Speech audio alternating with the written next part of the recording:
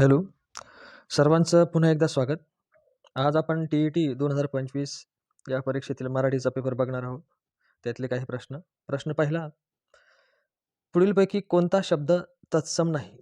तत्सम नाही म्हणजे तद्भव शब्द, की जो संस्कृतमध्ये येताना आपल्या भाषेत येताना बदल झालेला आहे असा शब्द. तर बघा, कवी, झोप, दुग्ध आणि भूगोल. कवी, दुग्ध आणि भूगोल हे तिन्ही शब्द संस्कृत आहेत. हे तिन्ही शब्द संस्कृत आहेत आणि झोप हा शब्द मात्र तद्भव आहे. त्यात बदल झाला आहे. तर उत्तर आहे पर्याय क्रमांक 2. नंतर प्रश्न क्रमांक 32 ते 34 साठी सूचना. पुढील कविता काळजीपूर्वक वाचून त्याखाली विचारलेल्या प्रश्नांची अचूक उत्तरे निवडा. आपण कविता वाचूया. सोन पिवळे झाड उभे गर्द मळ्यात, आकाशाचे स्वर फुलले पाखरांच्या गळ्यात. गर्द हिरव्या पालवीत रंग भरून आले, आकाशाचं उतरून सोने पेरून गेले. एका सोन सकाळी ऊन कोवळे न्हाले, मातीच्या गर्भातले स्वप्न आभाळा कवळून गेले. पिकांच्या तालेवार आरशात रूप गात आभाळाचे, निळ्या रंगांनी पक्षी गातो संगीत माळाचे. निसर्गाचा बहर पेलेना पिकांना भार, सूर भरत्या गट्यांनी फुटे शेतांना सूर. तर अशी कविता आहे. या कवितेवरचे आपण पुढचे प्रश्न बघूया. कवितेवरचा पहिला प्रश्न, प्रश्न क्रमांक 32. कवितेतील वर्णनानुसार सोने पेरून कोण गेले? पर्याय झाड, आकाश, पाखरे, सकाळ. तर उत्तर आहे पर्याय क्रमांक 2 आकाश. प्रश्न 33वा. कवितेतील वर्णनानुसार विशेषण व विशेष्य यांतील चुकीची जोडी कोणती? पर्याय क्रमांक 1 गर्दमळा. तर हे विशेषण याच्यामध्ये आलेलं आहे.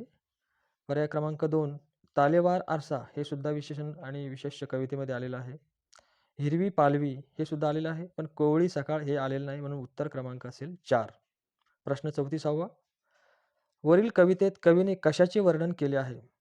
बळीराजाचे, बहरलेल्या शेताचे, अवर्षणाचे, पेरणीच्या दिवसांचे. तर उत्तर आहे बहरलेल्या शेताचे. प्रश्न 35वा.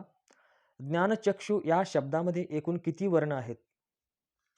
तर बघा, ज्ञ ज्ञ हे अक्षर बनलेलं आहे द, न, य, आ, न, अ, च, अ, क, श, उ. यामध्ये एकूण 11 वर्ण आलेले आहेत. तर अशा प्रकारे ज्ञानचक्षु ह्या शब्दामध्ये 11 वर्ण आहेत. पुढचा प्रश्न आहे प्रश्न 36वा. क्षुत्पिपासा या शब्दाचा योग्य संधी विग्रह कोणता? तर पहिला आहे क्षुध अधिक पिपासा, दुसरा आहे क्षुध अधिक पिपासा, तिसरा क्षुत अधिक पिपासा आणि चौथा आहे क्षुधा अधिक पिपासा.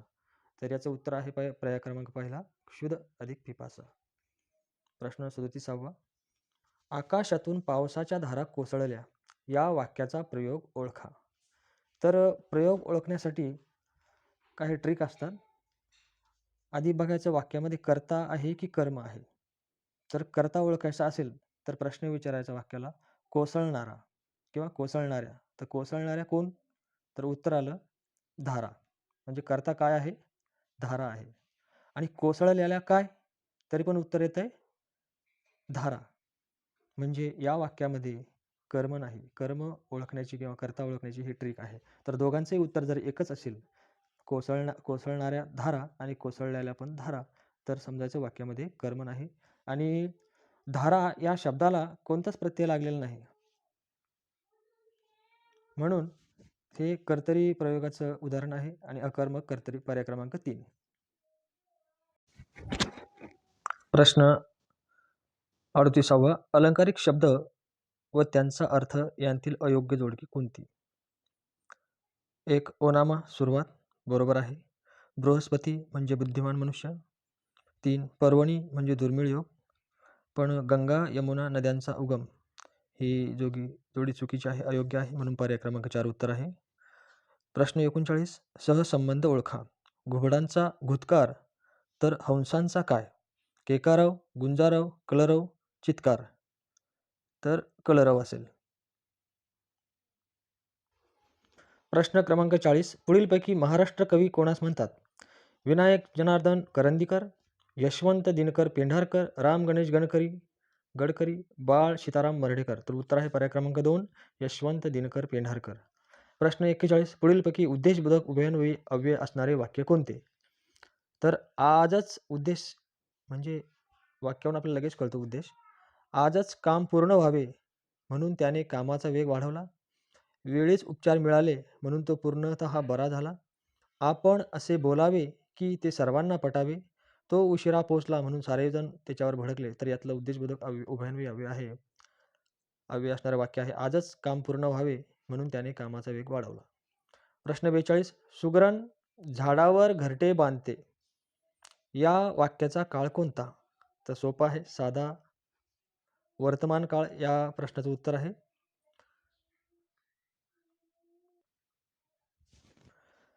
प्रश्न क्रमांक 43. पुढीलपैकी द्वंद्व समासाचे उदाहरण कोणते? राजवाडा, पंचवटी, आई वडील यथाशक्ती. तर यातलं आई आणि वडील दोन्ही पद जर समान महत्त्वाचे असतील, म्हणजे आई आणि वडील दोन्ही महत्त्वाचे आहेत म्हणून द्वंद्व समास उदाहरण आहे पर्याय क्रमांक 3. आता उतारा. उन्हाळा जसा जसा जवळ येतो, बघा उतारा वाचायलाच पाहिजे असं नाही, आधी प्रश्न वाचून घेऊया. चाफा हलल्यासारखा का दिसत नाही? चाफा हलल्यासारखा का दिसत नाही? तर याचं उत्तर आपण उतरायला शोधूया. उन्हाळा जसा जसा जवळ येतो तशी पांढऱ्या चाफ्याची पानं गळून पडतात. वसंत पंचमीच्या आसपास या झाडांची सगळी पानं गळून गेलेली असतात. झाड म्हणजे नुसता खराटा दिसतं. त्या खडखडीत फांद्यांतून दिसणारं निळं आभाळच अधिक बरं वाटतं. किंवा त्या निळ्या आभाळावर या काळ्या करड्या रेषा मारलेल्या दिसतात. ओक्या बोक्या रेघा. पण या रेघा अस्ताव्यस्त मात्र नसतात. त्या रेघांचा एक सुडौल आकार दिसतो. सुडौल पण अबोल.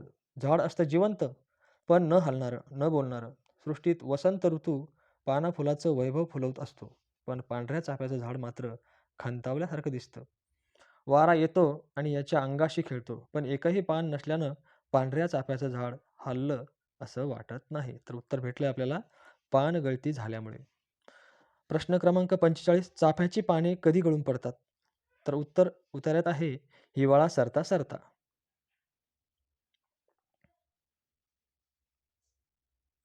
प्रश्न 46. पानगळती कोणत्या ऋतूत होते? तर उत्तर आपल्याला हे जनरल नॉलेज सूत्र द्यावं लागेल आपल्या अनुभवानुसार. ग्रीष्म, शरद, वर्षा, शिशिर. तर उत्तर आहे शिशिर. उपऋतूंची माहिती आपल्याला असणं गरजेचं आहे या प्रश्नासाठी. प्रश्न क्रमांक 47. गुन्हा करूनही कबूल न करणाऱ्या चोरांस पोलिसांनी टिंबटिंब हे वाक्य पूर्ण करण्यासाठी योग्य वाक्प्रचार निवडा.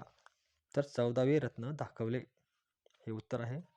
कद्रू या शब्दाचा योग्य विरुद्धार्थी शब्द कोणता? कद्रू या शब्दाचा समानार्थी शब्द आहे बघा, कंजूस. आणि त्याच्या उलट आहे उदार, पर्याय क्रमांक 1. आपण राहिलेले प्रश्न पुढच्या भागात बघूया. जर आपल्याला हा व्हिडिओ आवडला तर या व्हिडिओला लाईक, शेअर आणि सबस्क्राईब करायला विसरू नका. आणि काही सुधारणा आवश्यक असेल तर कृपया कमेंट करायला विसरू नका. Thank you very much.